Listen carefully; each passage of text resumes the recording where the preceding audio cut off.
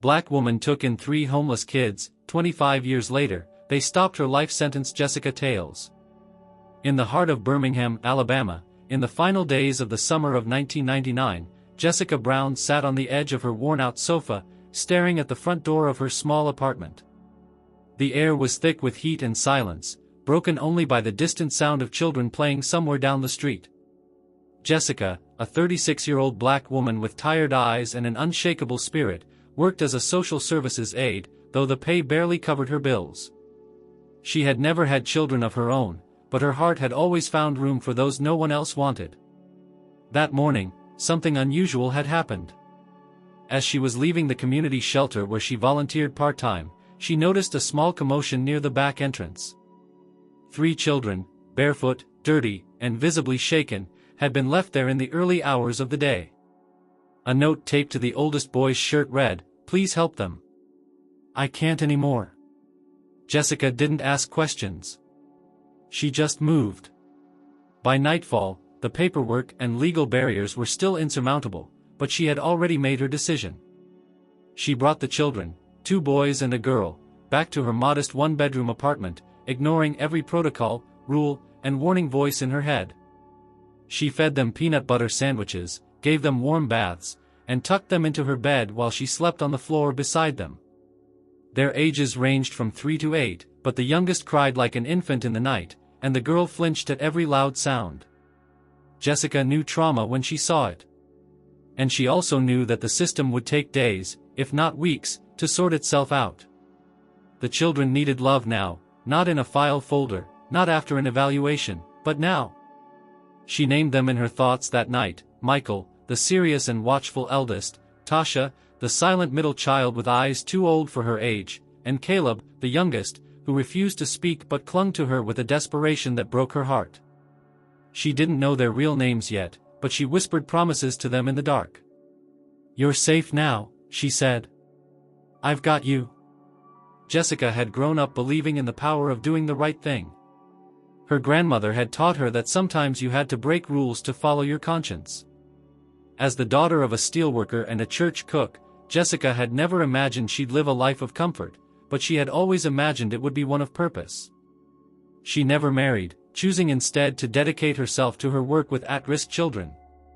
But that devotion had come at a price. Her savings were almost non-existent, and her job offered little support for what she was about to face.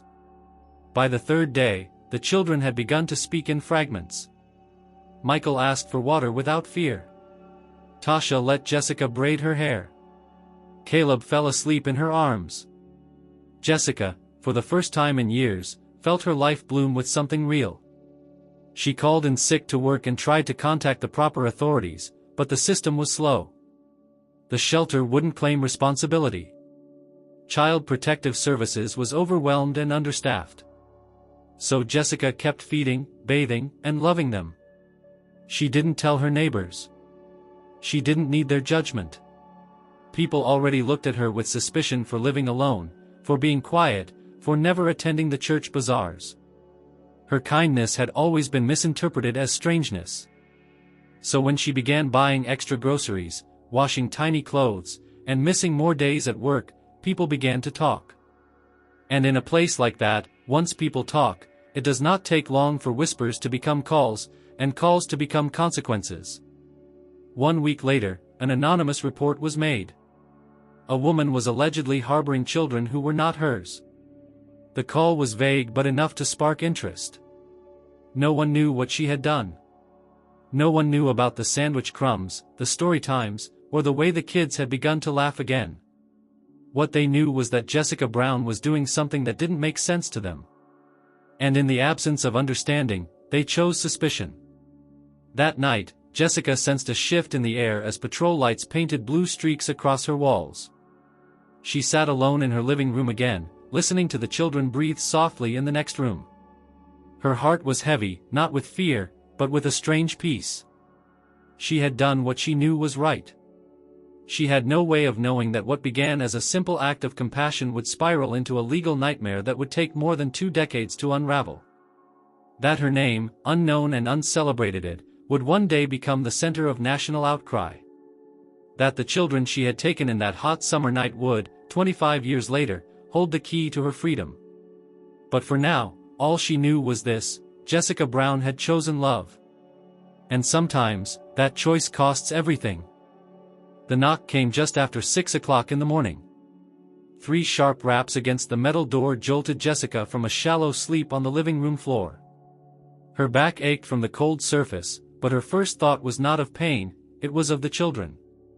She rose quickly, quietly, careful not to wake them in the other room.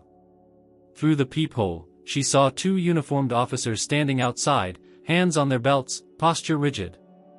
Behind them, a plain sedan idled at the curb. Jessica opened the door with a calm expression she had perfected over years of navigating tense situations in her work. One of the officers, a white man with cropped blonde hair and unreadable eyes, greeted her with a nod. "Ma'am," he said. "We received a report concerning your residence. May we come in?" Her heart sank, but she stepped aside. "The children are sleeping," she whispered, as if that might soften whatever was about to happen. The officers entered, their eyes scanning the small space. They were followed by a woman in plain clothes, dark slacks, clipboard in hand, the badge around her neck swinging slightly with each step. "Child Protective Services." Jessica recognized the tone before the words were even spoken. "We've been informed that you may be harboring minors without legal custody," the woman said. Jessica inhaled slowly, keeping her voice even. "These children were abandoned. I found them outside the shelter. I've been trying to contact the right offices for days." "You have no foster certification," the woman replied, flipping through her folder. "No emergency placement approval, no guardianship rights. What you've done may be seen as interfering with custody." Jessica clenched her jaw. "I didn't kidnap them. I gave them a bed, food, safety. Regardless of your intent, this is now a legal matter." As the words settled in the air, one of the children stirred from the back room. Tasha's small frame appeared in the hallway, her eyes wide and frightened. She clutched a stuffed bear Jessica had found in a donation box. "Jessie?" she asked, her voice trembling. Jessica turned quickly. "It's okay, baby. Just go back to bed. Everything's all right." But nothing was all right. Within minutes, the children were separated from her. Tasha screamed when the social worker tried to pull her away. Caleb kicked and bit, his cries echoing down the apartment hallway. Michael, the oldest, stood frozen, silent but defiant, his eyes locked on Jessica's as if begging her to fix this. She could only whisper, "I'm sorry. I'm so sorry," as the door shut between them. At the police station, Jessica sat in a sterile room under flickering lights. An officer read her Miranda rights as if checking boxes. No one asked about her intentions. No one asked why a woman with no history of violence, no prior arrests, and a lifetime of community service would suddenly become a criminal. To the system, the case was simple: 3 minors found in the custody of someone with no legal authority to have them. She was booked, fingerprinted, and placed in a holding cell without ceremony. News of her arrest didn't make the papers. No headlines, no outrage. In fact, within days, her case was buried under a flood of bureaucracy. The children were returned to the state, placed in separate homes under emergency foster care. Jessica's requests for a public defender were delayed, her bond hearing postponed twice. Her voice became another lost plea in an ocean of ignored stories. It wasn't until nearly 2 weeks later that she finally saw a lawyer, young, overworked, and visibly exhausted. He scanned her file with a furrowed brow. "They're charging you with kidnapping, unlawful detention of minors, and neglect," he said, not lifting his eyes. Jessica blinked. "Neglect? I took care of them. They're saying you kept them in an unsafe environment. No beds, no proper supervision. No medical care." "That's not true. I fed them. Bathed them. I believe you," he interrupted, gently. "But belief doesn't carry weight in court. Not without proof." She reached into her memory, clinging to details. There's a woman at the shelter, Lisa Morales. She saw me find them.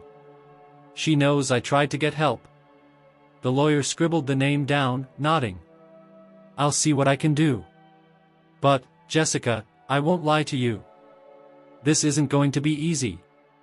They're not treating this like a misunderstanding. They're treating it like a crime. Jessica closed her eyes. The cold air of the holding cell returned to her skin. Her body had not stopped trembling since the children were taken. Every sound echoed like a scream. Every second passed like an hour. But it was not the fear of prison that haunted her. It was the silence that followed. No word from the children. No updates. Just blank days and sleepless nights. Her court appearance came on a gray morning, rain streaking the windows of the courthouse. She wore a borrowed blouse, too big at the shoulders, and stood alone before the judge as charges were read. The prosecutor spoke with harsh precision, painting her as a dangerous vigilante. He cited emotional manipulation, irresponsible behavior, and a pattern of unlawful conduct. Jessica's lawyer objected, citing lack of evidence, but it hardly mattered. The courtroom wasn't interested in context. Her attempts to protect the children were reframed as attempts to possess them. Her silence during questioning became evidence of guilt. Her poverty, her solitude, her race, each was unspoken, but each played its part. No family came to her defense. Her neighbors, quiet and cautious, did not appear. The shelter staff denied knowledge of the children's abandonment, claiming no record of such an incident. Lisa Morales, the woman Jessica had trusted, had apparently been laid off the week prior. She could not be reached. At the end of the hearing, the judge set a trial date and denied bail. That night, Jessica returned to her cell. Alone again. The silence that greeted her there was no longer peaceful. It was suffocating.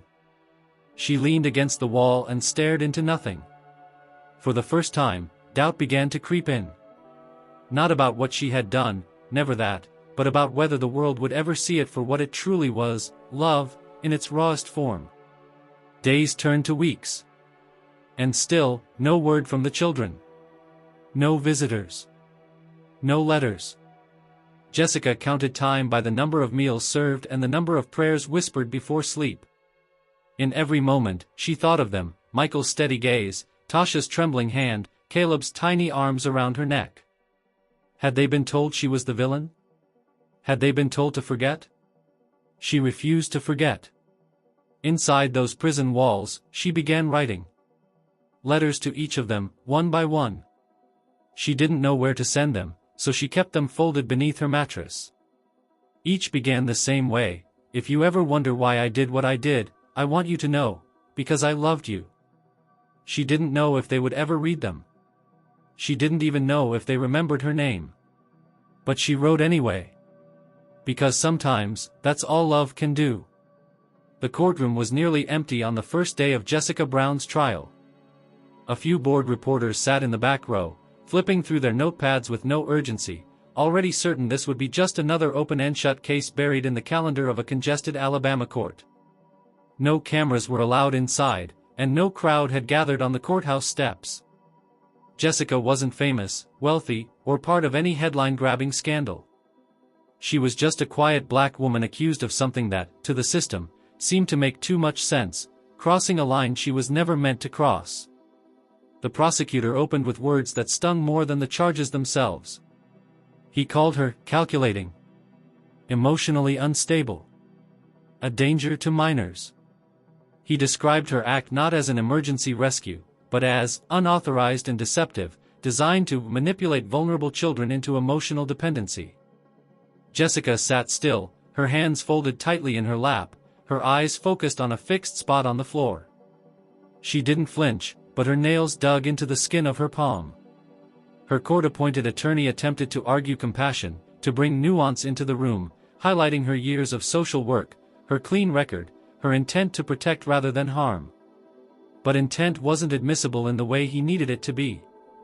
And evidence of neglect, however weak, was enough for the court to paint her as someone who had overstepped her bounds dangerously. Key witnesses were called. None knew Jessica personally. A neighbor testified that she had noticed strange noises and children she had never seen before in Jessica's apartment. Another described Jessica as quiet and distant, implying that her solitude was a sign of hidden instability.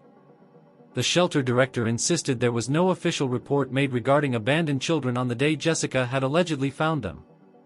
When questioned, he avoided specifics, blaming record inconsistencies and staffing issues. The most damaging blow came when a former colleague from Jessica's department, a woman named Renee Lawton, took the stand. Renee spoke in calm, authoritative tones, offering anecdotal references to Jessica's emotional fragility, her tendency to blur boundaries with clients, and a previous reprimand Jessica had received for going beyond her assigned duties. Though unrelated to the case, the statement was allowed into the record. Jessica's character was now on trial just as much as her actions. The children, of course, were not present. The court had ruled them too young and too emotionally compromised to testify. Jessica wasn't allowed to know where they were placed, nor had she been permitted to send any communication. In their absence, the prosecution used photographs of the apartment, unflattering angles, close-ups of peeling paint and hand-me-down furniture, to suggest an unfit environment. They displayed images of the children's medical evaluations, noting minor rashes and signs of emotional distress, as if they had occurred under Jessica's care rather than long before she found them. With each day, the tone of the trial shifted. It was no longer about the moment she took the children in, it became about everything she represented. A single woman taking authority into her own hands. A woman of color asserting judgment over the state's systems. Her small act of kindness was now being unraveled as something dangerous, even sinister. The narrative was being carefully crafted, piece by piece, until even empathy was made to look like manipulation. Jessica was not surprised by the treatment, but she was exhausted by the speed with which the world was willing to condemn her. The defense called only a few witnesses. An elderly church member who testified about Jessica's lifelong volunteer work. A former student from one of her community literacy programs. A nurse who had seen her bring children for free checkups over the years. Their words, sincere and warm, were quickly drowned in procedural objections and cold, procedural language. The judge remained distant throughout, rarely making eye contact with Jessica. His rulings leaned consistently in favor of the prosecution, allowing insinuations to stand while striking down emotional appeals. Her attorney struggled to keep up, fumbling with paperwork and often apologizing after every cross-examination. On the final day, the courtroom was nearly silent as the jury filed in. 12 strangers who had heard a narrative shaped by omission. They had not seen the way Michael clung to Jessica's hand that first night.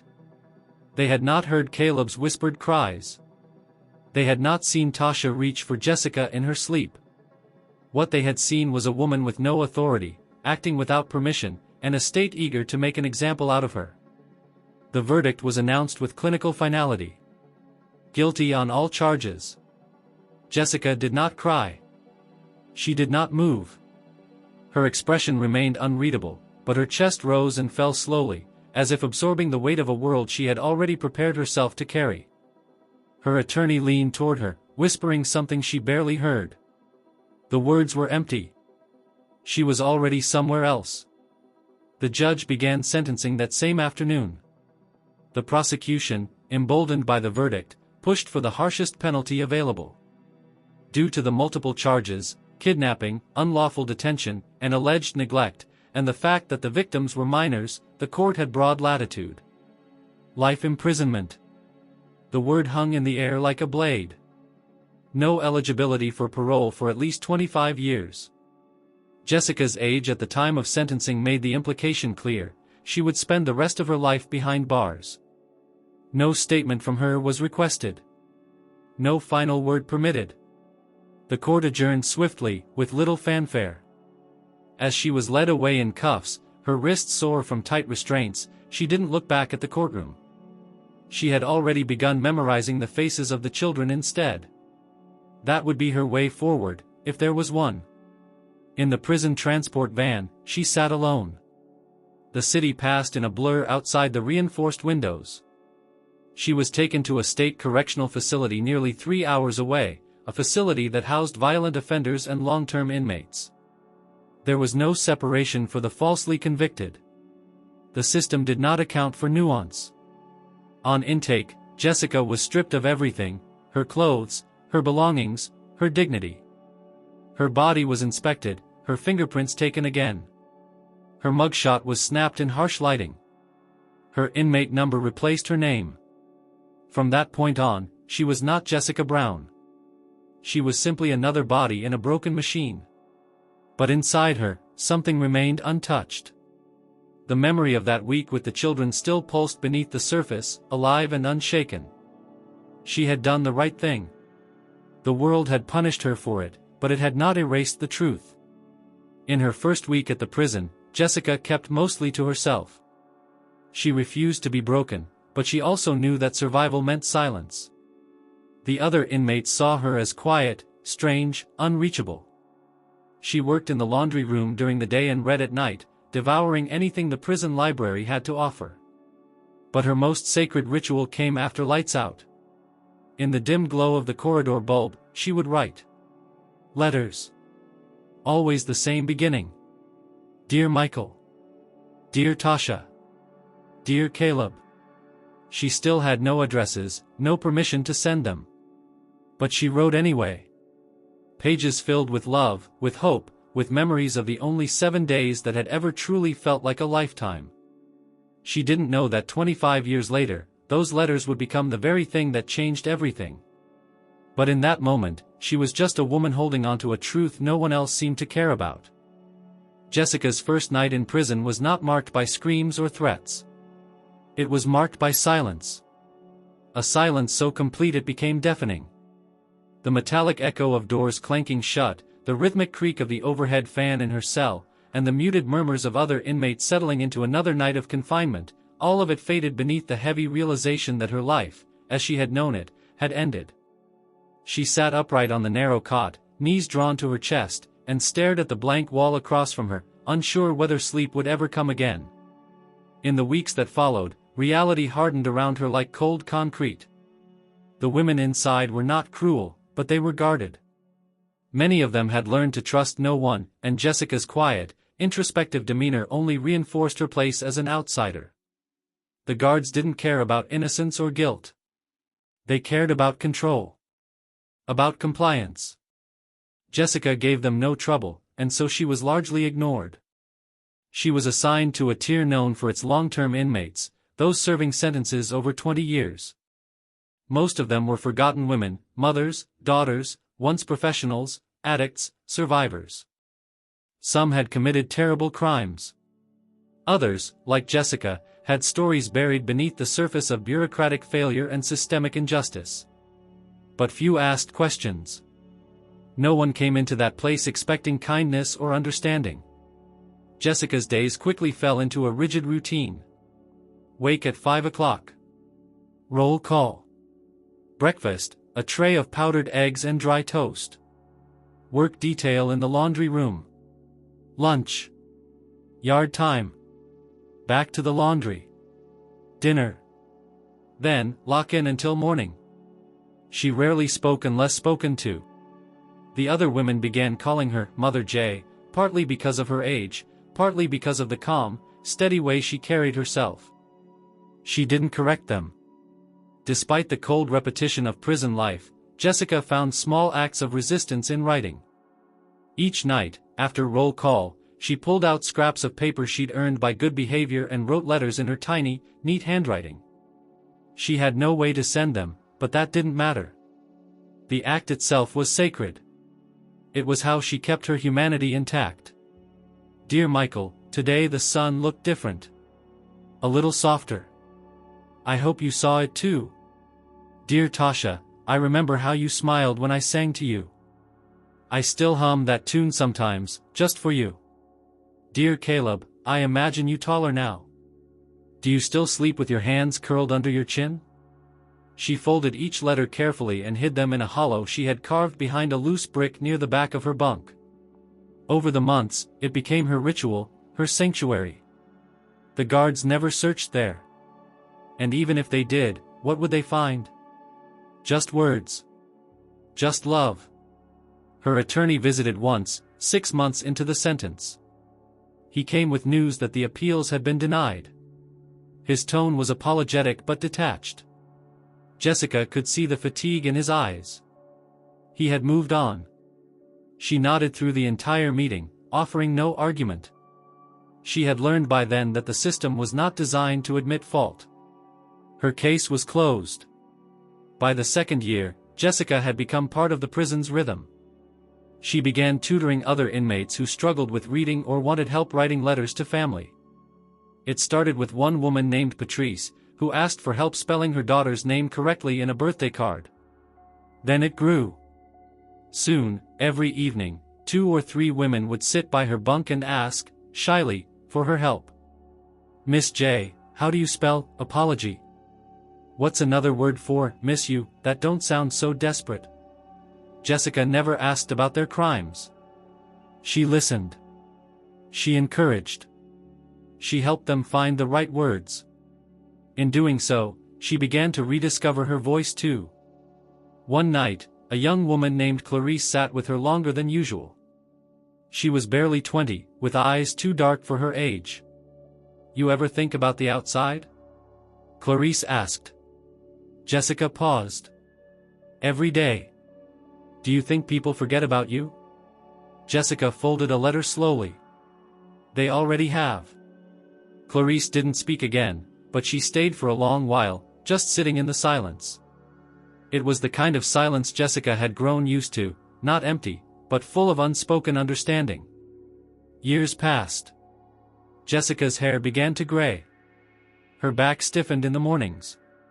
Her hands, once so steady, now trembled slightly when she wrote. But she never stopped. She never missed a single night. The letters became more reflective, more spiritual, as if she were writing prayers rather than messages. The prison's chaplain, an older woman named Sister Eleanor, began to take notice. She offered Jessica a spot helping with the weekly prayer circle. At first, Jessica declined. Then one afternoon, after a particularly violent altercation in the yard, she changed her mind. Something in her told her she could offer more than just survival tips. Inside the chapel, the air felt different, quieter, less burdened. Jessica began reading passages aloud. Sometimes, she offered reflections of her own. Never dramatic, never emotional, just steady, clear words about grace, forgiveness, and the endurance of love. The other inmates listened. Some cried. Some laughed bitterly. But they returned each week. Jessica began to feel something shift, not hope, exactly, but purpose. Still, the outside world remained silent. No letters. No visitors. Not even on her birthday, which came and went like any other day in prison. She had no contact with the children. They had vanished into the foster system, their names changed, their records sealed. The court had made sure of that. Then, in her 12th year behind bars, Jessica was moved to a different block. A new warden had taken over the facility and was shuffling assignments. The change was minor, but it introduced her to a new cellmate, Gloria, a short, stocky woman with a loud voice and quick temper. Gloria didn't ask Jessica about her past. But one night, while flipping through a stack of old newspapers, Gloria came across a small article clipped from a local archive. "Hey," she said, holding it up. "Is this you?" Jessica looked at the faded headline, "Woman sentenced for illegal custody of minors." She nodded. Gloria frowned. "They really locked you up for taking care of kids?" Jessica said nothing. Gloria sat back and shook her head. "That's messed up." It was the first time in over a decade that someone, anyone, had acknowledged the injustice out loud. And it changed something in Jessica. Not much. But enough. She returned to her letters that night with a new phrase. "I'm still here. And I still believe you'll find me." By the 25th year of her sentence, Jessica had written nearly 900 letters. Each one a lifeline she cast out into a dark sea, praying they would one day reach a shore she could no longer see. She had no way of knowing that far beyond those walls, one of those letters had finally found its way into the hands of the boy who was no longer a boy.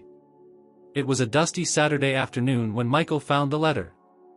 The attic of his grandmother's house in Montgomery hadn't been touched in years. He had come only to help his aunt clean after his grandmother's recent passing. The boxes, old and sagging from time and moisture, were mostly filled with forgotten things, yellowed photo albums, faded holiday cards, brittle newspapers from decades past. He had no real interest in any of it until he opened a cardboard crate marked Michael, 2001, and saw a bundle of letters tied with red string. At first, he assumed they were birthday cards or old school reports. But as he untied the bundle and skimmed the first few lines, a cold rush shot through his chest. The handwriting was delicate, careful, and unmistakably maternal. "Dear Michael, I don't know where you are, but I think about you every day." He read it again. Then again. His hands began to shake. It had been over 20 years since he had allowed himself to think too deeply about the woman they had once called Jessie. Memories came in flashes, her warm voice reading books aloud, the smell of oatmeal in the morning, the soft hum of lullabies she would sing when the lights went out. He had buried those memories under years of forced forgetting, of therapists telling him what was best, of new homes and new families and new names. But in that attic, those years peeled back like paper in a fire. The letter was dated August 10, 2001. Just 2 years after they had been taken from her. The ink was smudged, but the emotion was clear. She had never stopped thinking about them. She had never stopped writing. Michael sat down hard on an old crate and read the next letter. And the next. Some were for him. Some were addressed to Tasha or Caleb. All signed with the same quiet strength, "With all my love, always, Jessie." His aunt called from downstairs, but he couldn't answer. For nearly 2 hours, he stayed in that attic, reading every word. By the time he came down, the letters were in his backpack, and his mind was in a place he thought he had long left behind. He didn't sleep that night. Instead, he sat at his kitchen table and searched online for any trace of Jessica Brown. The results were sparse. A few court records. An archived news report from 1999 with a grainy photo of her being escorted into a courtroom. No interviews. No follow-ups. No signs of appeals or advocacy. Then he found it, a listing in a state prison directory. Jessica Brown. Inmate. Life sentence. No possibility of parole. The words punched through him. Michael was 33 now, a high school teacher, recently engaged, with a quiet life in Georgia. But none of that felt real anymore. Not after reading those letters. Not after seeing her name in a government database like it belonged there. He stared at her prison ID photo for nearly an hour, studying the familiar shape of her face, now older, wearier, but still unmistakably hers. He didn't call Tasha right away. He needed to be sure first.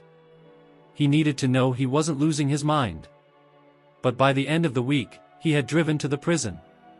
He didn't go inside, he couldn't, not without being on an approved visitation list, but he sat in the parking lot for a long time, watching the gray buildings beyond the gate. Somewhere in there, the woman who had once rescued him from a nightmare was still breathing. Still alive. Still writing. That night, he called his sister. "Tasha," he said, his voice dry. "I found letters. From her. From Jessie." There was silence on the other end. A long one. "You're sure?" she finally asked, her voice uncertain. "Positive." Her handwriting. Her voice. "It's her." Tasha didn't respond for a while. "I thought they said she was dangerous," she whispered. "That's what they told us," he said. "But I think they lied." Tasha didn't need convincing after that. The memory of Jessica's arms around her, the safety she had felt for the first time in her short life, came flooding back with a force she hadn't expected. By the end of the call, she was crying. 2 weeks later, they drove together to Caleb's place in Jacksonville.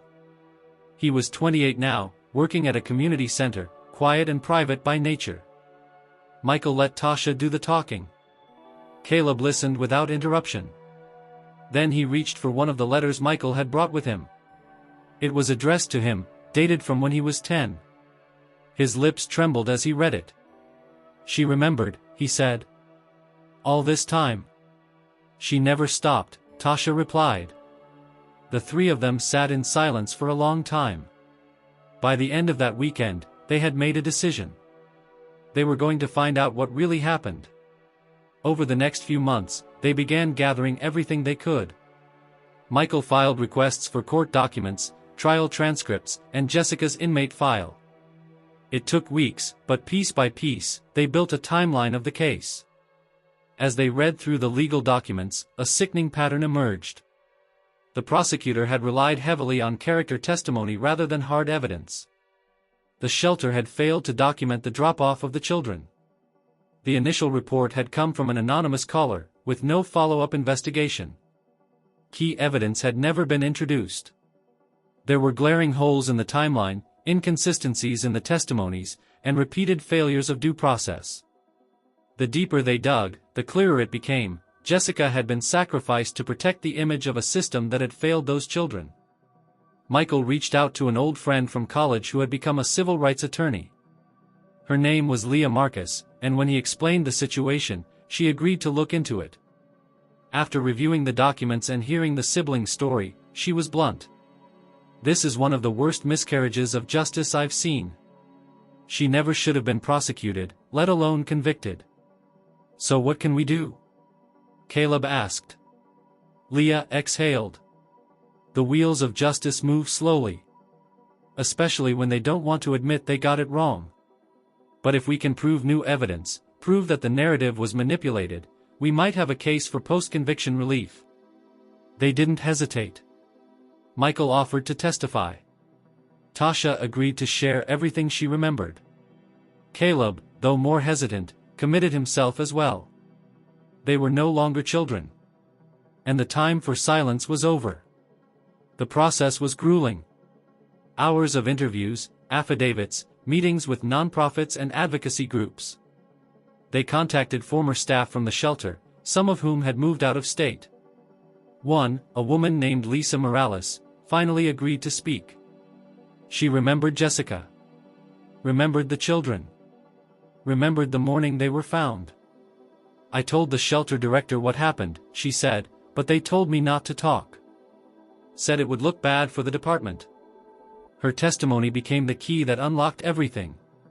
By the end of the year, Leah had filed an official petition to reopen the case of Jessica Brown. It had been 25 years. The woman who had once saved 3 broken children was about to learn that they had never forgotten her. The letter came in a plain envelope, with a return address from a law office in Atlanta. Jessica almost didn't open it. For years, the only mail she received was official notices, policy changes, health screenings, reminders of her inmate status. This one looked no different. She opened it slowly, more from habit than expectation. Inside was a neatly folded sheet of paper with a single paragraph. "Ms. Jessica Brown. This firm has been retained by Michael, Tasha, and Caleb, individuals formerly in your care, to assist in the petition for the reopening of your criminal case. They have provided new information and testimony that may support a motion for post-conviction relief. Please contact us at your earliest convenience through the prison legal liaison. Leah Marcus, ESQ." The paper trembled in Jessica's hands. Her first reaction was disbelief. It had to be a mistake. A cruel prank. She reread the names again. Michael. Tasha. Caleb. She couldn't breathe. The cell suddenly felt too small. Too bright. Too loud. She stood up and pressed her back against the wall, the letter still in her grip, her heart pounding. She had dreamed of this moment in 1,000 different ways, each time waking with a deeper ache in her chest. But this wasn't a dream. It was real. After 25 years of silence, her children had come back. By the time the prison's legal liaison arranged the video call, Jessica had barely slept for 3 nights. Her palms sweated, and her mouth felt dry as the screen flickered to life. The first face to appear was Michael's. Older. Wiser. But unmistakably his. "Hi, Jesse," he said, softly. She could barely speak. "Michael?" Tasha appeared next, tears already on her cheeks. Then Caleb, quieter, his expression unreadable but his eyes locked on hers. None of them spoke for a few moments. They just looked at each other, 25 years of time suspended in silence. You found me," Jessica finally whispered. "We never forgot you," Michael replied. "We were made to. But we didn't." Jessica's tears came without warning. She tried to speak again, but her voice broke. All she could do was reach toward the screen with one trembling hand, as if trying to touch them through the glass. Tasha wiped her face. "We're going to fix this. You shouldn't be there. You never should have been." Jessica nodded slowly. I kept writing. Letters. I didn't know if you ever got them." "I found them," Michael said. "All of them. You never stopped loving us." "I never stopped being your mother," she said. "Not for 1 second." The call was cut short. 15 minutes was the limit, but it was enough. Enough to reignite something in Jessica that had long gone dormant. Hope was no longer an abstract concept. It had names, faces, voices. It had come back for her. In the following weeks, Jessica was granted access to the firm's documents through a secured legal channel. She read affidavits from each of the children, now adults. Witness statements. A copy of Lisa Morales' deposition. The petition itself, already submitted to the Alabama Court of Criminal Appeals, laid out the failures of her original trial in painstaking detail. Her heart pounded as she saw how thoroughly the case had been dismantled. Every false claim, every procedural misstep, every act of negligence was now in writing. And more importantly, her children's voices were there, clear, unwavering, and full of love. Meanwhile, outside the prison walls, Leah Marcus worked relentlessly. She appeared on local radio shows, wrote op-eds for regional newspapers, and began coordinating with civil rights organizations. The case caught the attention of a popular podcast that specialized in wrongful convictions. The episode featuring Jessica's story aired one Thursday morning and went viral by that evening. Listeners were outraged. A flood of messages filled the firm's inboxes, some from former inmates who remembered Jessica, others from social workers, teachers, parents, strangers. They all said the same thing: this woman had been wronged. The podcast episode caught the eye of a prominent television journalist, who then pitched the story to a national news program. Within a month, Jessica's face was on screens across the country, her story told not as a cautionary tale, but as a gross miscarriage of justice. For the first time, Jessica's name was spoken with reverence. Not inmate. Not defendant. But Jessica Brown, caregiver, protector, wrongfully convicted. Back inside the prison, the mood shifted. Guards who had once ignored her now treated her with a quiet respect. Inmates who had known her for years suddenly looked at her differently. One even asked her to speak at the next prayer circle. "I always knew there was something about you," the woman said. "But I didn't know you were all that." Jessica smiled, her face tired but glowing. "I'm just someone who loved 3 kids." "Yeah," the woman nodded. "And they loved you back. That's rare in here." In April, a judge agreed to hear the motion for post-conviction relief.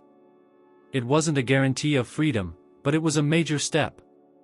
Jessica would be transported back to Birmingham for the hearing. The journey back to the city was surreal. The transport van followed the same road she had once driven herself as a free woman. Fields and gas stations, overpasses, and fast food signs passed by like fragments of an old dream. When the skyline appeared on the horizon, she felt her chest tighten. This was where it had all begun. The morning of the hearing, she stood in the same courthouse where she had once been condemned. This time, she was dressed in civilian clothes, a simple blue dress provided by the legal team. Her hands were not cuffed. Her heart, however, raced like it had never before. Inside the courtroom, she saw them: Michael in the front row, Tasha beside him, Caleb just behind. Leah stood at the defense table, calm and collected, her notes neatly arranged. The judge entered. The hearing began. Leah presented the case with precision. She recounted the flawed investigation, the missing documentation from the shelter, the false testimonies, and most importantly, the state's failure to consider Jessica's intent and history. Then Michael took the stand. He spoke with quiet conviction, his voice steady. He described the days they spent with Jessica, the safety they felt, the contrast with their foster experiences. Tasha followed, her voice trembling but strong. Caleb was last. He didn't speak much, but what he said carried weight. She was the only person who ever made me feel like I mattered, he said. And they took her away for that. When it was Jessica's turn to speak, the courtroom fell silent. She stood slowly, faced the judge, and spoke with the same voice she had used to comfort children all those years ago. I am not here to ask for pity, she said. I am here to ask for truth. I made a choice to care for children who had no one. If that was a crime, then I accept what it cost. But I know, and now the world knows, that what I did was not wrong. And I am ready to be free. The judge said he would deliberate. As Jessica walked out of the courtroom, her children rose to meet her. They didn't speak. They simply held her, all at once, in a moment that erased 25 years of separation in a single breath. The letter arrived fastened with a simple clasp, delivered through the prison's legal mail system. Jessica sat in her cell under the harsh fluorescent light, its stark glare making even the familiar contours of the room look alien. She recognized the envelope immediately. It was from the law office she had seen scrawled on a hastily held legal notice a few weeks prior. Her pulse quickened as she slid it open. The letter contained a single page. The words on it seemed to pulse in the air. Ms. Jessica Brown, this firm represents Michael, Tasha, and Caleb. They have submitted evidence and voiced their intent for a post-conviction relief petition. Please contact us via the prison's legal liaison. Leah Marcus, ESQ. Jessica's breath hitched. After 25 years of silence, these names, Michael, Tasha, Caleb, once ghostly in her memory, were real again. The world seemed to shift. Her cell felt too small now, the walls edging inward. For so long she had clung to hope in the dim recesses of her mind, and now it had come alive. The slow-moving hours stretched until the liaison arranged a video call. When the screen flickered to life, she saw them, her children, now grown, standing in a sterile visit room. Michael's face was the first she recognized, then Tasha, her eyes rimmed with tears, and Caleb, quieter, more guarded. Jessie, Michael's voice trembled. Her throat closed. Michael, she managed in a whisper, disbelief coursing through her. They didn't need words for several suspended seconds. Then Michael spoke, steady, we found you. Tasha nodded, voice thick. We never forgot. Not for a moment. Jessica's tears came unbidden, hers finally did. She reached toward the screen with trembling fingers, as if to touch them through the glass. I wrote letters, she stammered, but I didn't know if anyone ever read them. Michael's voice cracked with emotion. I saved them. All of them. They spoke briefly, words mingling with tears and disbelief. The call ended before they were ready, but it was enough, the silence had been broken. Afterwards, through legal channels, Jessica received copies of the affidavits, the newly uncovered witness statements, including Lisa Morales' testimony, and the actual petition filed by Leah Marcus. The petition laid bare how the original trial had ignored facts, relied on emotional bias, and buried evidence critical to understanding Jessica's true intentions. Outside the prison, Leah began mounting a full-scale campaign. She wrote op-eds, appeared on local radio, contacted wrongful conviction organizations, and launched petitions. Her efforts struck a chord. A popular podcast focused on miscarriages of justice featured Jessica's story. Within hours of the episode releasing, online forums and news comment sections swelled with outrage. How could a woman be imprisoned for saving children? A week later, a national television news show featured her case. For the first time, Jessica's name was uttered with sympathy, by journalists and strangers alike. The sentiment shifted. Prison guards looked at her with curiosity, fellow inmates offered quiet words of admiration. In the chapel, a voice trembled when asking if better news might be on its way. The wheels of justice began to turn. The court granted a hearing on the petition. Jessica was transported back to the courthouse where everything had fallen apart years ago. Instead of shackles, she wore a simple blue dress. The room she entered felt both heavy with memory and charged with possibility. Leah Marcus presented the case with clarity, highlighting missing documentation, the shelter's failure to record the incident, interchangeable testimonies, and disregard for Jessica's character and intent. Then, her children took the stand. Michael spoke of safety, of laughter, of how she made them feel seen. Tasha recounted memory fragments no system could produce. Caleb's brief testimony carried weight. She was the only person who made me feel like I mattered. Jessica stood alone before the judge. Her voice, calm and resonant, bore decades of love and quiet endurance. I am not here for pity. I'm here for justice.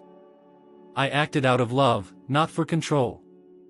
I accept responsibility for my actions, if that's how the world framed them.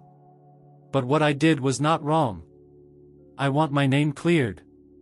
The judge took the matter under advisement. As she walked out, her children rose and enveloped her. No word spoken, no need. 25 years of separation vanished in an embrace. The courthouse steps were still quiet as Jessica and her legal team exited the building. There were no reporters that day, no microphones pushed in front of her face, no crowds cheering or protesting. But inside her, a silent roar began to build, the kind of roar that comes not from noise, but from clarity, from the certainty that something long buried was finally rising toward light. The judge's decision was still pending. No release date. No reversal. No formal apology. Yet. But something had changed. Her children walked beside her, flanking her like protectors, like the pieces of herself that had once been torn away and now walked with their own strength. They didn't speak much that day. The weight of the hearing still hung in the air. The moments had been too raw to dissect immediately. They parted ways outside the courthouse with quiet hugs and soft promises to stay in touch. Back at the temporary holding facility, Jessica lay in her assigned cot and stared at the ceiling, unable to sleep. Her body felt like it had been rewired, her chest both light and heavy. For 2 decades, she had trained herself not to hope. And now, that discipline was beginning to erode. Meanwhile, on the outside, Leah Marcus did not slow down. She and her team expanded their investigation beyond the courthouse and prison archives. They began contacting former employees from the Department of Human Services, from the shelter, and from the district attorney's office. Some refused to talk. Others claimed to remember nothing. But a few, especially those who had retired or changed careers, spoke up, and what they revealed began to shape a more damning picture. One retired caseworker remembered a series of internal memos in the summer of 1999 warning about overcrowding and budget shortfalls. Another confirmed that undocumented child placements were sometimes handled informally to avoid scrutiny. But the most significant lead came from an anonymous source who sent an envelope to Leah's office with no return address. Inside was a copy of an internal investigation from 2000, never made public, revealing that the shelter Jessica had visited was under administrative review during the same week she had taken in the children. The report outlined multiple failures, including the loss of intake documentation, unreported child injuries, and directives to resolve irregularities discreetly to avoid legal exposure. Buried in the margins of the report was a short handwritten note, J. Brown case, sacrifice for protocol. Leah stared at it for several minutes. Then she called Michael. "We have something big," she said. The note was, legally, unverified. But its implications were immense. If they could link that internal review to decisions made during Jessica's prosecution, especially if it showed she had been used to cover systemic failures, it would bolster their petition and possibly open the path toward a full exoneration. Michael, Tasha, and Caleb met again in Atlanta with Leah and her team. The mood was more focused now. Anger, restrained but present, hovered beneath the surface of every sentence. They knew they messed up, Tasha said. And they let her take the fall. Caleb nodded. We were just kids. We couldn't have known. But now we do. Together, they made a collective decision: they would go public. The documents, the timeline, the inconsistencies, all of it. They were going to present the full truth, not in a courtroom, but in the court of public opinion. They worked with Leah's PR team to create a website, freejessicabrown.org. It included her story, a timeline of the case, images of the letters she had written in prison, and testimonial videos from each of the 3 siblings. The site went live on a Thursday morning. By Friday, it had over 200,000 visits. By Sunday, it had been shared by a handful of high-profile figures, actors, authors, a former senator. Donations flooded the Legal Defense Fund. Messages of support arrived from across the country. A young journalist from a major media outlet reached out to Leah requesting a full sit-down interview with Jessica. Permission was hard-won, but eventually granted. Inside the prison visitation room, with cameras rolling, Jessica told her story, not just the events, but the emotions, the slow breaking of a life, the years spent writing into silence. I never believed I was a hero, she said. I believed I was doing what anyone would do. But the system didn't see love. It saw defiance. And it punished me for it. The interview aired during prime time. It became one of the most watched segments of the year. The ripple effects began immediately. A local Birmingham news outlet re-examined the original trial, releasing a 10-part investigative series on wrongful convictions in the region. Law students at a nearby university began compiling comparative case studies. A civil rights organization filed a Freedom of Information Act request demanding all internal documents related to Jessica's case be unsealed. Under mounting pressure, the Alabama Court of Criminal Appeals set an expedited date for reviewing the motion for post-conviction relief. Jessica was notified. The hearing would take place in less than 6 weeks. Back in prison, she prepared quietly. She had grown thinner over the years, her hands a bit more frail, her hair streaked with silver. But her posture remained upright.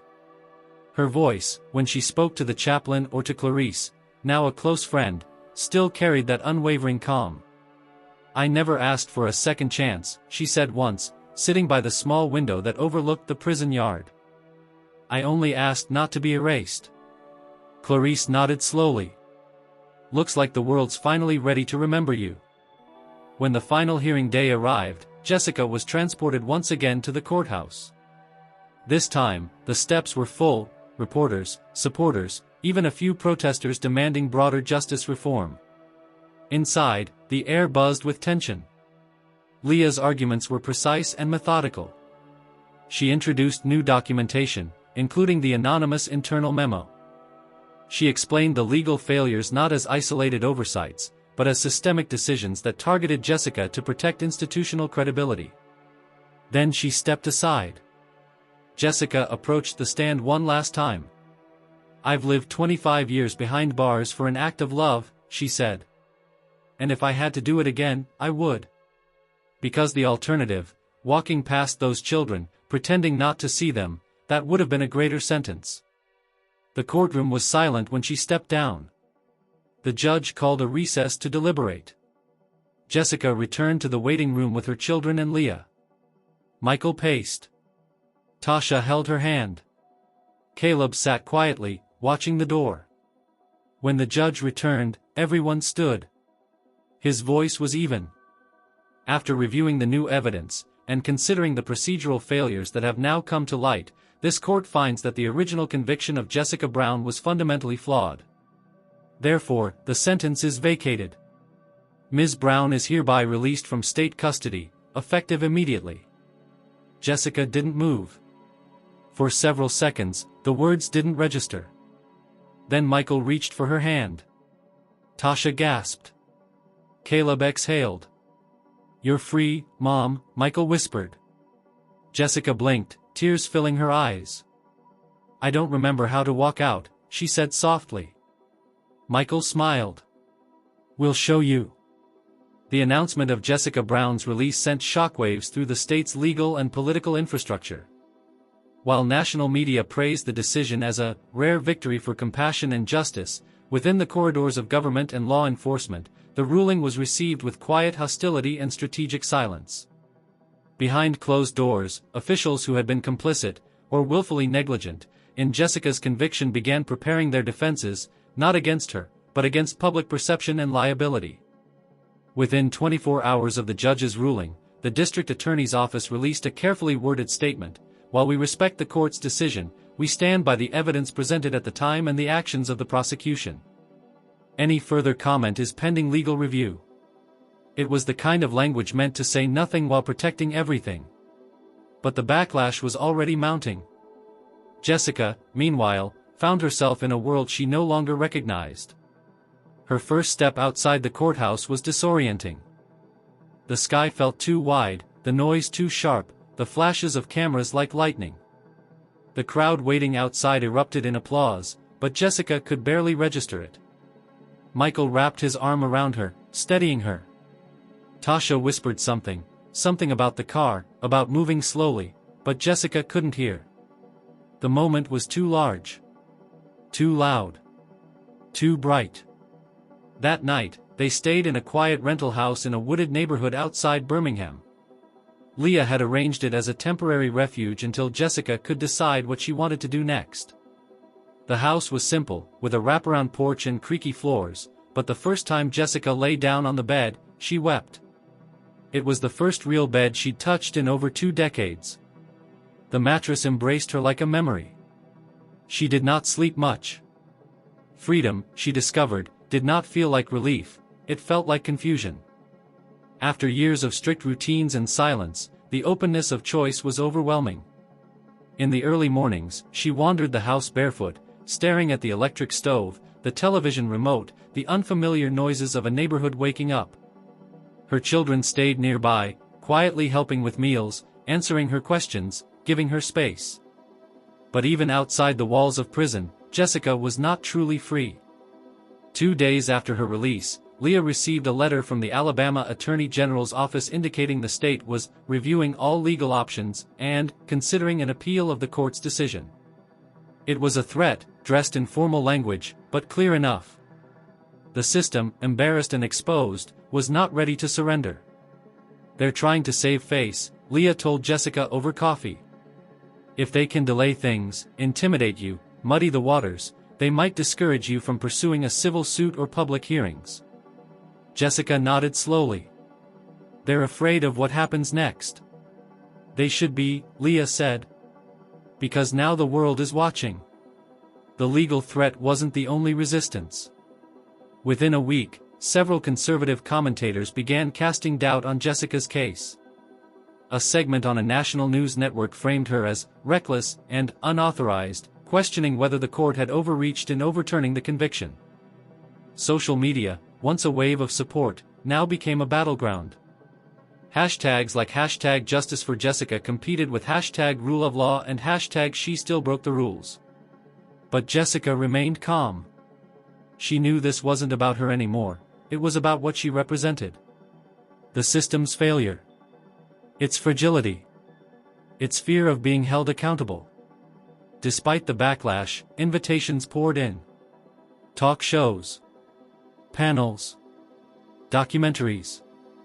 Jessica declined most of them. She wasn't interested in becoming a symbol. She wanted healing, not fame.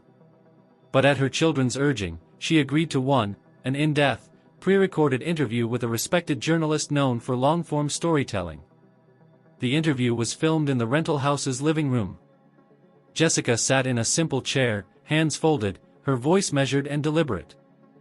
"I don't think the system failed me by accident," she said. "It failed me by design." It was easier to blame one woman than to confront an entire department's shortcomings. But what they didn't understand was that love doesn't go away just because you put it in a cell. The episode aired 2 weeks later. It garnered over 15 million views in 3 days. Support surged again. A new petition called for a federal review of the case. Civil rights groups rallied around her. former foster youth began writing letters, sharing their stories of abuse, neglect, and the strangers who saved them. Amidst this whirlwind, Jessica began meeting weekly with a therapist, an older black woman named Dr. Ellis, whose practice specialized in post-incarceration trauma. Their sessions were quiet, intentional. Jessica didn't speak much at first. But slowly, she began opening up about the nights in prison when she thought she would die, the fear of being forgotten, the guilt of not being able to protect the children longer.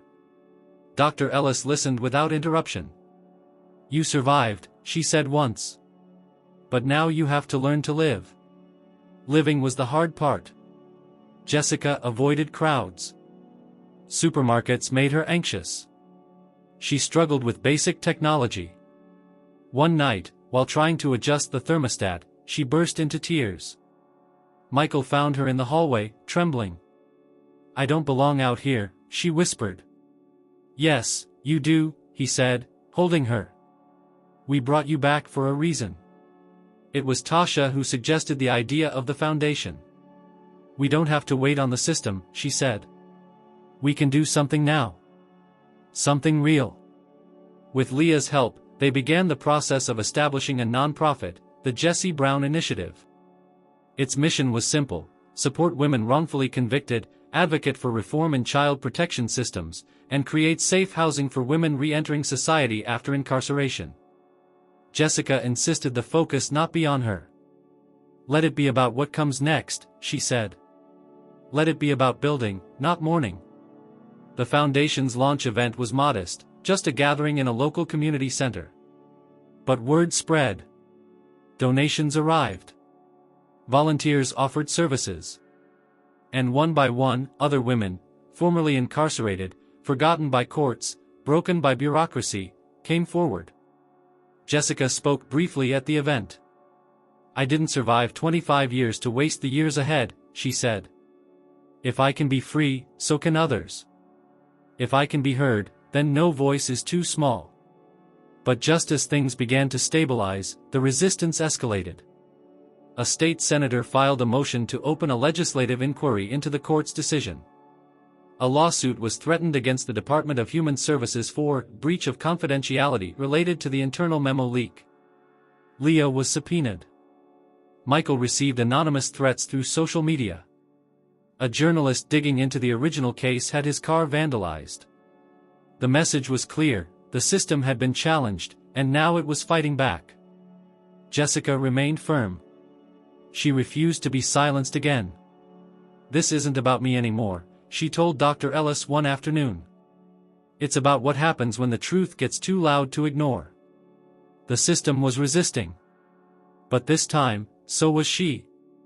The threats came first as whispers, anonymous emails, vague warnings, suspicious looks during court hearings.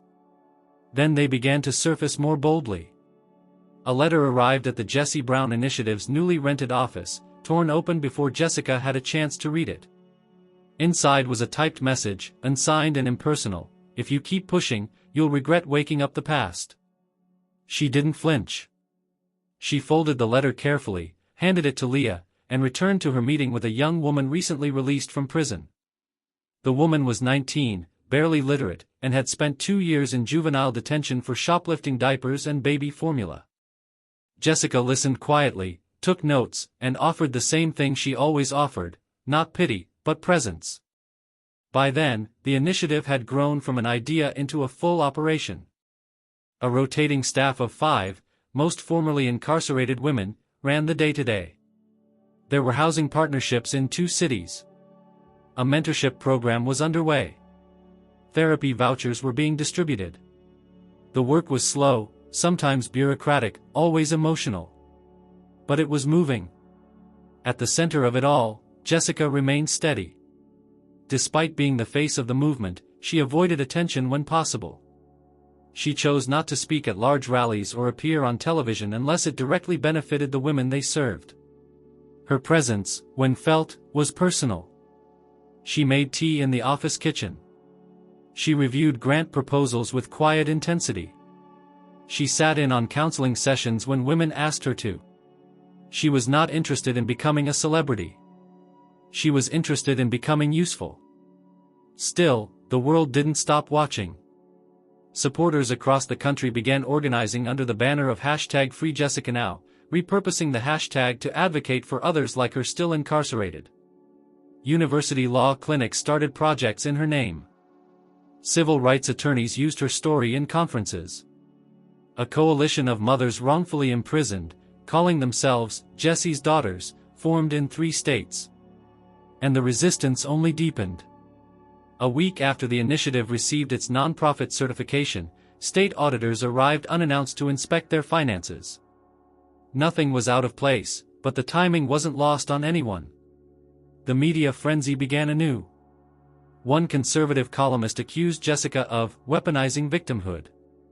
A local radio host claimed the initiative was a pipeline for criminals pretending to be activists. Jessica didn't respond publicly. But Michael did. He appeared on a morning news show, clear and composed. "She didn't ask for attention," he said. "She didn't start this to make noise."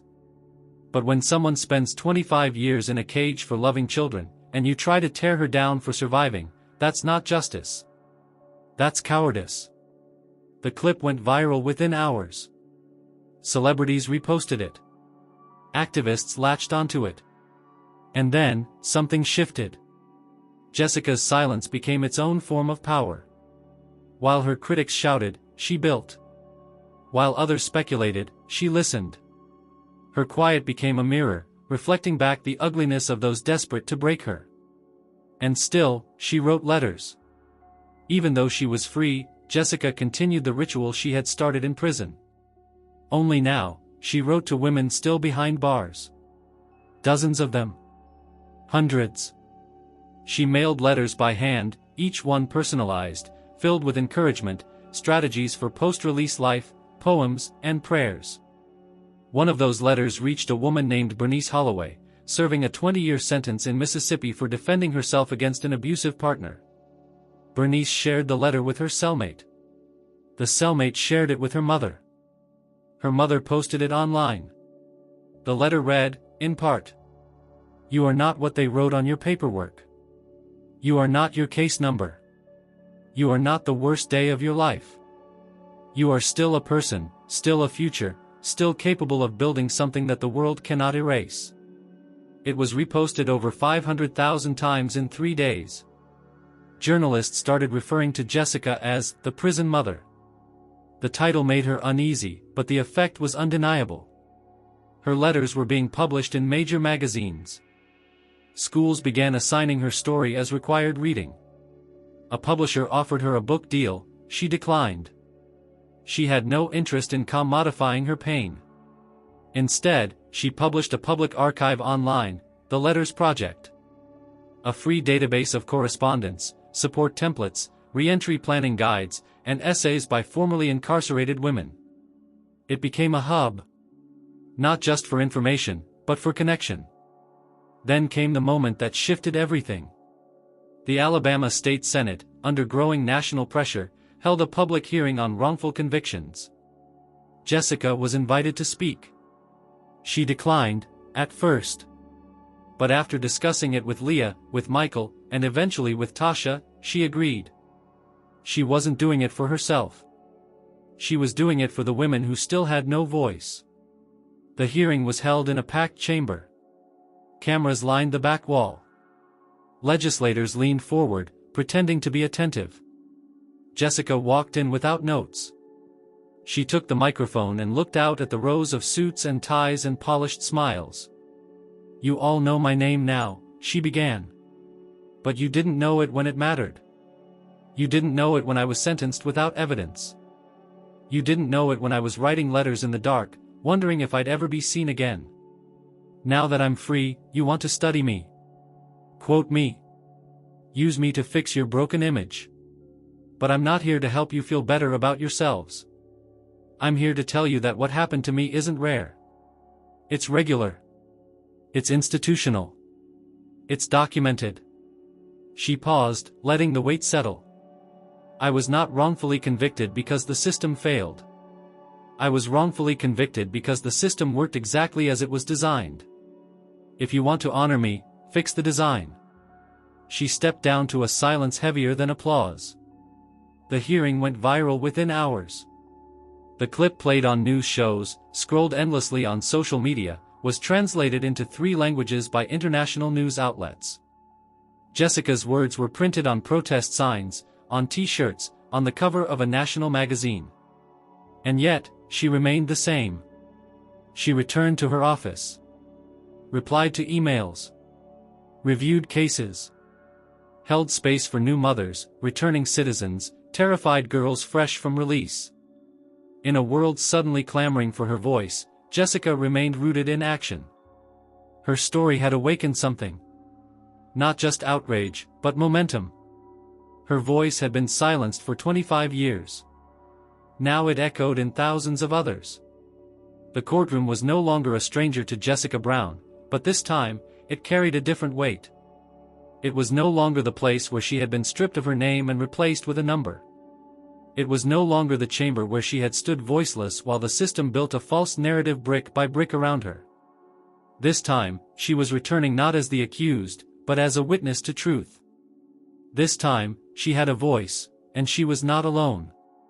The Alabama Superior Court had scheduled a formal review hearing to determine whether the state would issue a formal exoneration and recommend legislative remedies based on the failures in Jessica's original case. The proceeding was more than symbolic. It was an opportunity for the state to publicly acknowledge its role in her wrongful conviction, and to decide whether reparative actions would be taken. Jessica arrived early, accompanied by Leah Marcus and her children. She wore a navy blue suit, her natural hair tied back into a modest bun. Her face was composed, but her fingers tapped rhythmically on the bench as they waited to be called in. The hearing was set to last a full day. Inside, the courtroom buzzed with media representatives, legal observers, students, and a row of women from the Jesse Brown Initiative who had traveled hours to witness the moment. Among them were Bernice Holloway, now free after her own legal battle, and Clarice, recently paroled and working as a peer counselor. The room was not filled with the power of politicians, it was filled with the power of those the system had tried to bury. The judge presiding over the hearing was a stern woman in her 60s, known for her procedural rigor. But even she couldn't ignore the gravity of the moment. When the proceedings began, there was no dramatic statement, no opening flourish. Just a nod toward Leah to begin. Leah stood slowly. "We are not here today to relitigate guilt," she said. "We are here to reckon with a failure." Jessica Brown was convicted of kidnapping, not because she posed a threat, but because she exposed one. Her case wasn't an aberration, it was a deliberate act of institutional preservation. Today, we ask the court to not only clear her name, but to confront what allowed that name to be buried in the first place. She called the first witness, Michael. Now 34, Michael was a teacher, a father, and a quiet but fierce advocate for justice. He approached the stand with visible emotion. He recounted the first night Jessica had taken them in, the way she had kept the lights dim so they wouldn't be afraid, the way she sat by the door every night until they fell asleep. He spoke of the years he spent being told she was dangerous, only to later discover she had been writing to him the entire time. "She gave me a name when the world tried to forget me," he said. "She called me Michael, when the system only saw a file number." Next was Tasha. She took the stand, nervous at first, but her voice steadied quickly. "I didn't know how to speak when I first met her," she said. "I had been through too much. But Jessie, she waited. She never forced me. She just loved me. And that gave me the courage to speak again." Caleb, never fond of crowds, followed. He kept his eyes on the floor for most of his testimony, but his words rang through the room like bells. "She didn't ask for us," he said. "But she chose us. And we chose her back." After a brief recess, Leah introduced evidence previously withheld or ignored, emails from shelter supervisors, statements from employees who had been silenced, and, most damning of all, the internal memo that all but confirmed Jessica had been targeted to avoid departmental scandal. Leah's voice remained steady but sharp. This wasn't a legal error. This was a cover-up. Then, she called Jessica. There was a pause in the room as she stood, walked to the witness box, and took the oath. She looked at the judge, then at the rows of women behind her, and then down at her folded hands. "I've waited 25 years for someone to ask me to speak in this room," she said. "Not to defend myself. Not to explain myself. But to tell the truth." Her voice didn't shake. "I was not a perfect person. I broke protocol. I took children home without waiting for the right paperwork. But I did it because I was afraid that if I didn't, they would disappear. And I was right. They had already been abandoned once. I wasn't going to let it happen again." She spoke for 20 minutes. About the trial. The prison. The years of silence. The letters. And then, her voice softened. "I am not here for revenge. I'm not even here for an apology. I'm here because I know there are others like me. Women who did the right thing at the wrong time in the wrong place, and paid the ultimate price. I am here so that the next time a woman chooses compassion over protocol, the system thinks twice before turning her into a criminal." She stepped down to silence. No one clapped. No one moved. The judge called for a recess. Jessica sat between her children, her body tired but her spirit upright. An hour later, the judge returned with her decision. This court acknowledges that the original conviction of Jessica Brown was made without full context, with significant procedural omissions, and under pressure from external interests. The court therefore grants a full exoneration and recommends the matter be forwarded to the Legislative Committee on Judicial Oversight for further review. Jessica didn't move. Not at first. She just breathed. Slowly. Like someone who had been holding her breath for 25 years and was finally allowed to exhale. Outside the courthouse, the crowd had grown. Supporters holding signs, chanting quietly, standing shoulder to shoulder. When Jessica stepped through the doors, they erupted, not in chaos, but in recognition. She didn't wave. She didn't raise her fists. She walked slowly to the podium Leah had set up. "My name is Jessica Brown," she said, her voice carrying across the plaza.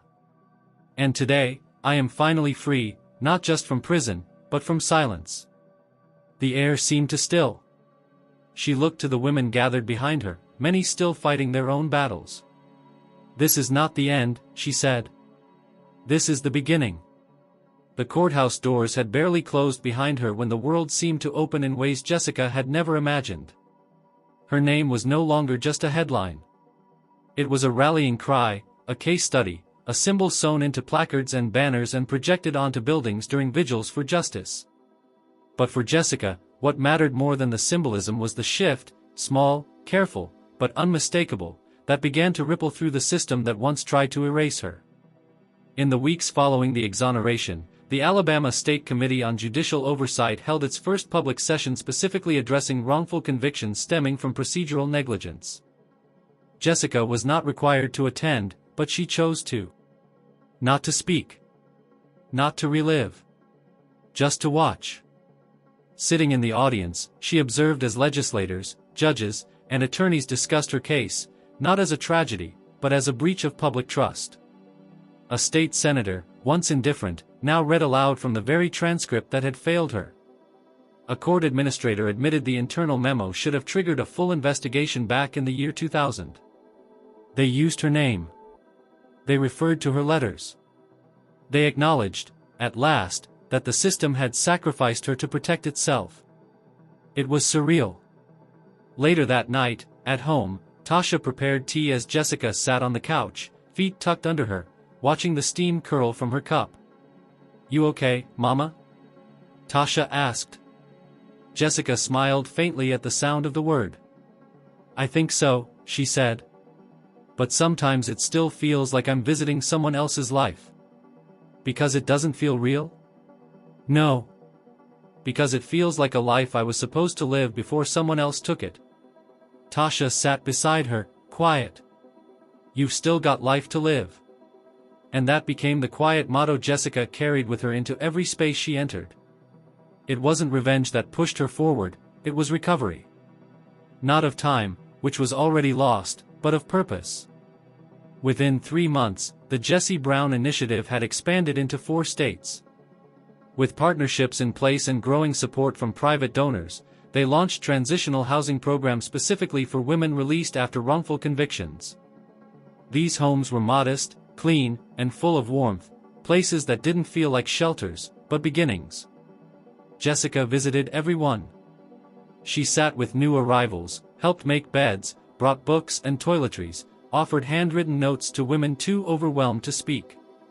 Sometimes, they cried. Sometimes, they sat in silence.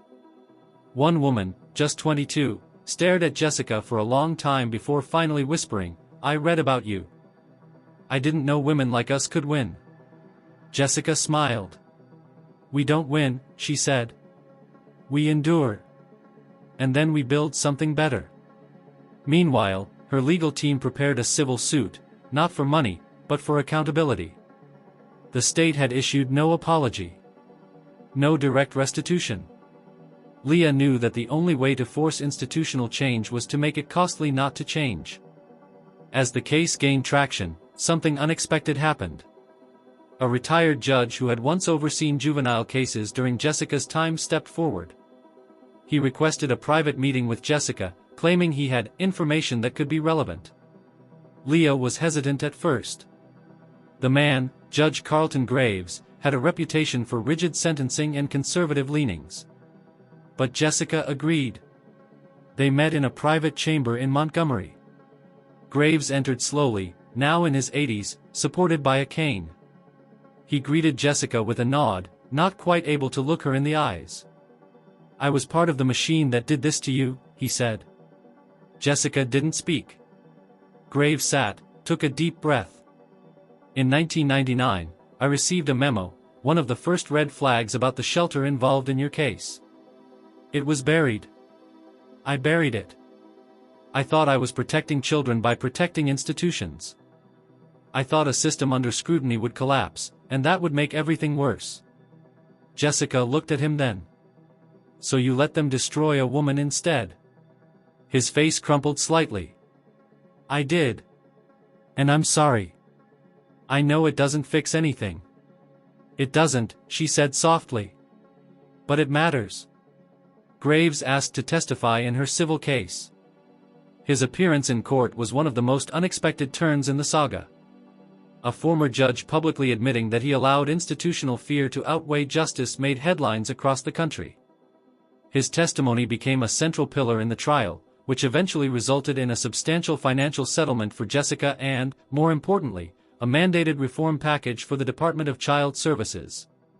But even with this legal closure, Jessica remained focused on the women still waiting. She returned often to the prison where she had spent 25 years. Not as an inmate. Not as a visitor. But as a mentor. She led workshops on post-release life. She met one-on-one with women nearing parole. She helped them write resumes, prepare for job interviews, and reconnect with estranged family members. Her presence behind those walls wasn't about memory. It was about movement. During one visit, she sat with a woman named Denise who had served 17 years for a robbery she hadn't committed. Denise had recently been approved for release, but her eyes were hollow. "I don't know who I am outside of this place," she said. Jessica reached for her hand. "You'll figure it out. You've already made it through the hard part. But what if no one believes me out there?" Jessica smiled. "Then let them doubt. You've already proven them wrong once." That night, back at her modest apartment, Jessica wrote in her journal for the first time in weeks. "Today I told another woman she was not invisible. And for the first time, I believed it when I said it." She had been receiving invitations from universities, advocacy panels, and even political groups. But it wasn't until she was approached by a group of teenagers, students from a high school in Selma, that she felt truly moved. They wanted her to visit. Not to speak about prison, but to speak about resilience. At the school, she stood in a gymnasium filled with young people from neighborhoods much like the one she had grown up in. She told them the truth, that the world would try to reduce them, to misname them, to forget them. But that they had the power to define themselves before anyone else could. A young girl raised her hand. "What if they don't listen?" Jessica answered without pause. Then speak louder. And if your voice shakes, speak anyway. You're not alone. The applause that followed wasn't thunderous. It was steady. That evening, a message came through the initiative's inbox. It was from a congresswoman.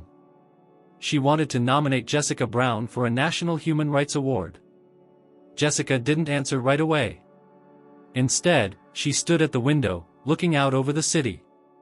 The wind carried the scent of early autumn. People walked below her, unaware of who she was or what she had endured. And that, she thought, was the greatest freedom of all, not being known, but being able to choose what came next. Jessica woke each day before the sun rose. The silence in the hours before dawn was something she had grown used to over the years, but now it held a different meaning. It was no longer the stillness of captivity, but the calm before action, before emails, meetings, letters, events. The Jessie Brown Initiative had grown into a national model, and yet her mornings remained quiet. She liked it that way. She still lived in the same modest apartment just outside Montgomery. People had offered her larger homes, safer neighborhoods, even private security after the civil trial concluded. She declined them all. This place, 2 bedrooms, faded wooden floors, a garden struggling to bloom, was the first she had chosen for herself in over 2 decades. It mattered more than space or luxury. The initiative's main office was now a renovated community center, outfitted with legal counseling rooms, childcare services, and a small transitional dormitory for women in their first 90 days post-release. Jessica spent most afternoons there, not behind a desk, but in the shared kitchen, folding laundry, reviewing intake forms, sitting on the floor with toddlers while their mothers filled out job applications. It was not glamorous. But it was hers. She had made one promise to herself when she walked out of prison, to never let purpose be replaced by performance. She had seen what happened to causes that became brands, to stories that became slogans. She would not be turned into anyone's martyr or mascot. Still, she allowed herself small joys. One Saturday morning, she took a drive alone for the first time since 1999. The car, a used sedan donated by a local dealership, rattled slightly on the highway. But the sensation of choosing a direction, of pressing her foot to the gas without permission, brought a soft smile to her face. She drove out to a small town about an hour away, where she had heard about a bookstore owned by a woman who once corresponded with her during her final years in prison. The woman, Elaine, had sent Jessica novels, articles, even handwritten reviews of books she thought Jessica would enjoy.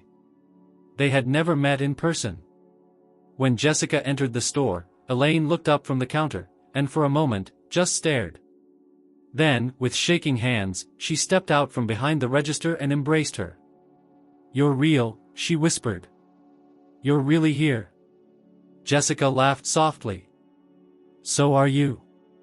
They spent hours together, sipping tea in the back of the shop, talking about books, about life, about how sometimes hope survives even when everything else doesn't. Before leaving, Jessica signed a copy of a worn paperback Elaine had once sent her in a prison care package. On the inside cover, she wrote, "Hope is not loud, but it is steady. And it brought me to you." Back in Montgomery, the initiative had begun piloting a family reunification program. Jessica had insisted on this from the beginning. "You can't ask someone to rebuild their life," she said, "without helping them rebuild their relationships." It wasn't easy. The wounds were deep. Many women had children who no longer recognized them, parents who had long since grieved, partners who had moved on or passed away. But sometimes, there were breakthroughs. One woman, Tony, had been released after 21 years and hadn't seen her son since he was 4. He was now 25. They met in a quiet corner of the initiative's office, each unsure how to begin. Jessica stayed nearby, just in case. For the first 10 minutes, they sat in silence. Then the son whispered, "Do you remember what you used to call me?" Tony closed her eyes. "Yes. Baby Bear." He nodded. "I remember that." They spoke for hours. Jessica didn't intrude. But when Tony emerged, her eyes brimming with tears, she hugged Jessica tight. "I thought I lost everything," she whispered. "But you reminded me that there's always something left to fight for." Jessica carried those moments with her. She kept a small notebook where she wrote the names of every woman who had come through the initiative, alongside one line that defined their journey, not a summary, but a spark. Next to Bernice's name, she had written, "She learned to speak in her own voice." Next to Clarice, she turned her anger into action. Next to Tony, she came home, and someone waited. She also wrote lines for herself. She was silent for years, but her silence never made her small. Michael visited often. He had moved to Atlanta to be closer, bringing his wife and son with him. Watching him with his child was sometimes overwhelming for Jessica. Not because she felt robbed, but because she saw what survival had created. He had turned pain into gentleness, memory into clarity. He never spoke of the foster homes he'd lived in. He only ever spoke of the week he spent with her. That, he said, was what made him. Tasha worked with the initiative full-time now. She managed the employment partnerships, matching women with job opportunities across the region. She was direct, efficient, fierce in meetings, tender in private. On lunch breaks, she would sometimes sit beside Jessica on the steps outside the office and rest her head on her shoulder. "Still feels like we're trying to make up for lost time," she said once. Jessica responded without hesitation. "We're not making up. We're building new time. And it's ours." Caleb remained quieter, more private. He visited less, but each time he came, he brought something, an old photograph, a letter he'd written years ago but never sent, once even the shoes he had been wearing the day they were taken from her. He didn't speak much during those visits. He didn't need to. His presence said everything. Jessica had been offered awards, titles, even a paid position within state government. She declined all of it. She didn't want to be part of the system. She wanted to hold it accountable. But one invitation caught her by surprise. The National Museum of African American History and Culture reached out. They were curating an exhibit on modern civil rights and wanted to include Jessica's story, not just her trial, but the letters she had written from prison, the ones that had sparked the movement. Jessica hesitated. "What if I'm not ready to be history?" she asked Leah. "You're not history," Leah said. "You're what history becomes when it decides to keep going." They worked together to curate the exhibit. Jessica donated scanned copies of 50 of her letters, her prison ID, and a recording of one of her speeches. The exhibit opened in Washington, D.C., with a small ceremony. Jessica attended quietly, standing near the back as visitors read her words. One woman, elderly and soft-spoken, stood in front of one of the letters for a long time. Then she turned to Jessica, not realizing who she was. "This woman," she said, gesturing to the display, "she reminds me of someone I once knew. A woman who gave everything and never asked for thanks." Jessica simply nodded. "She sounds like someone worth remembering." That night, back in her hotel room, Jessica stood by the window, watching the lights of the city. She thought of the prison. Of the children. Of the silence. Of the first letter she had ever written behind bars. She didn't know it then, but she had been writing her way home. 3 months after the museum exhibit opened, Jessica Brown stood on the floor of the United States Capitol, surrounded by faces she had once only seen on television screens. Representatives, aides, journalists, and invited guests filled the hall. The walls, adorned with historical portraits, seemed to lean in as if to witness what was about to unfold. Jessica had not asked to be here. She had been nominated, unanimously, by the Congressional Committee on Civil Rights to receive a national recognition for her contribution to justice and advocacy for the wrongfully convicted. It wasn't just a medal. It was a formal acknowledgement by the very institution that had stood silently for decades while women like her disappeared behind bars. The program was brief. A handful of speeches were given, mostly political, some heartfelt. But when Jessica stepped up to the microphone, the room fell quiet, not out of obligation, but reverence. There was no introduction. No grand announcement. Only her voice, steady and low. "I did not come here to be honored," she began. "I came here because I was asked to speak on what justice looks like after it's been delayed, denied, and deformed." She glanced at the audience, rows of polished suits and perfectly styled hair, many of whom had only recently begun to confront the consequences of the systems they upheld. "I'm not angry," she continued. "Anger doesn't last this long. I've lived long enough with it to know that it turns into something else. Anger becomes resolve. It becomes truth. It becomes an anchor. I survived because I never let go of the belief that the truth, no matter how buried, would one day rise." She paused. "But survival is not justice. Survival is just the beginning. Justice is when we ask not just how a system failed, but why it was built to fail in the first place. And justice," she said, her voice hardening, "does not come from the hands of those who only remember the forgotten when it becomes politically convenient. It comes from people who do the hard work when no one is looking." The room remained silent as she stepped down. Later, when she returned to her seat, Michael took her hand.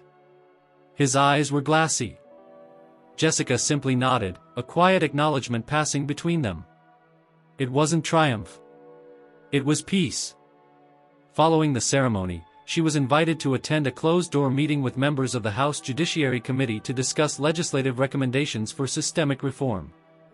She agreed, but on her own terms. No cameras. No applause. Just the truth. Inside the chamber, she sat at the head of the table, surrounded by lawmakers who now, at least publicly, deferred to her expertise. She spoke of mandatory review boards for child protective cases, of automatic retrials in cases involving internal conflicts of interest, of the psychological toll of long-term incarceration on caregivers wrongly convicted. She ended her remarks with a single sentence. "If the law cannot bend for compassion, then it must be reshaped." The following week, a bill named the Brown Act was introduced in the House. Its purpose: to provide funding for legal defense units specializing in wrongful convictions involving child welfare, to create trauma-informed training for family court judges, and to establish oversight panels independent of local agencies. It was not sweeping reform, but it was more than symbolic. Back home, the Jesse Brown Initiative prepared to open its fifth location, this one in New Orleans. Jessica traveled with Tasha and Caleb to attend the ribbon cutting. The building, formerly a dilapidated school, had been restored using volunteer labor from local faith groups, students, and returning citizens. At the opening ceremony, Jessica declined to speak. Instead, she stood to the side, watching a young woman named Kyra, a recent release, cut the ribbon and lead a tour through the new dormitories. Jessica's pride was quiet, but visible in her smile, in the way her eyes softened each time someone called Kyra by name. The work, she knew, would never end. But it was not hers to carry alone anymore. Her personal life, once paused indefinitely, had begun to take form in ways she hadn't anticipated. She had started dating, tentatively, slowly.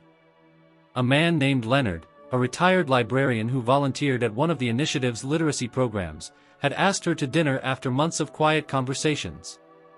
She had said yes. They met twice a week now. Walks. Meals. Long talks about history and poetry. Leonard had never asked about her prison time. He had only ever said, "Tell me what you want me to know, when you're ready." And so she did. Piece by piece. With her children, the healing continued in soft, daily rhythms. Michael's son, now 6, called her Nana Jessie and insisted she read to him every time they visited. Tasha often sent late-night texts just to say, "Love you, Mama." Caleb, still quieter than the others, had moved into a house just 10 minutes from hers. He brought her groceries, fixed things around the apartment, and sat in silence with her on hard days. One Sunday morning, they all gathered for brunch on Jessica's porch. It was spring. The trees were full again. Bees hovered near the lavender she had planted by the steps. Laughter spilled from the table as Tasha teased Michael about his cooking. Caleb chuckled softly. Leonard poured coffee. Jessica leaned back in her chair, a plate of untouched biscuits in her lap, and watched them. There was no ceremony. No flash. Just a family. Whole. Present. She closed her eyes for a moment. This, she thought, is what they couldn't take from me. Later that day, she returned to her office and pulled out one of the last blank sheets from the journal she had kept through the rebuilding. She had filled pages with stories, notes, case updates, and small moments of joy and frustration. But this entry would be different. She titled it, Final Letter. Not a goodbye. Not an ending. Just a final message to the children she once sheltered, the women she now fought for, and the life she had reclaimed. To those who have been silenced. I carried your voices with me when I had no one to hear mine. To those still waiting. You are not forgotten. You are not alone. And to the girl I was. You did the right thing. Even when no one believed you. Especially then. She closed the journal. She did not need to write anything more. She had already said everything that mattered.